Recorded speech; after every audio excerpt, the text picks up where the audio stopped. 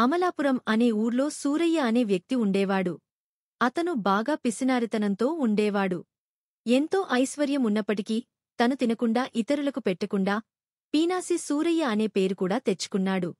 సూరయ్య ఒట్టి పిసినారి అన్న సంగతి ఊర్లోని జనాలందరికీ తెలిసినప్పటికీ ఏ కొంతైనా సాయం చేయకపోతాడా అన్న ఆశతో అతడి వద్దకు వచ్చేవారు. సాయం చేయమని వేడుకునేవారు. అయినా మనసు కరగని సూరయ్య ఏవేవో సాకులు చెప్పి పంపించేవాడేగాని గడ్డిపరకంత సాయం మాత్రం చేసేవాడు కాదు. ప్రతిరోజూ ఆ సాయం చెయ్యి, ఈ సాయం చెయ్యి అంటూ బంధువులు, ఊర్లో వాళ్లు అందరూ ఎక్కువగా సూరయ్య దగ్గరకు రావడంతో ఆలోచనలో పడ్డాడు. ఎలాగైనా సరే వీళ్లందరి పోరు వదిలించుకోవాలి అనుకున్నాడు. అనుకున్నదే తడవుగా తన పొలాలు, నగలన్నింటినీ అమ్మేసి పెద్ద ఎత్తున బంగారం కొన్నాడు. ఊరికి దగ్గర్లో గల ఒక పాడుబడ్డ బావిలో, ఎవరు కనుక్కోలేని చోటులో ఆ బంగారాన్నంతా భద్రంగా దాచిపెట్టాడు సూరయ్య. ప్రతిరోజూ ఉదయంపూట లేచి తన బంగారం పాత్రను చూసుకోవడం కోసం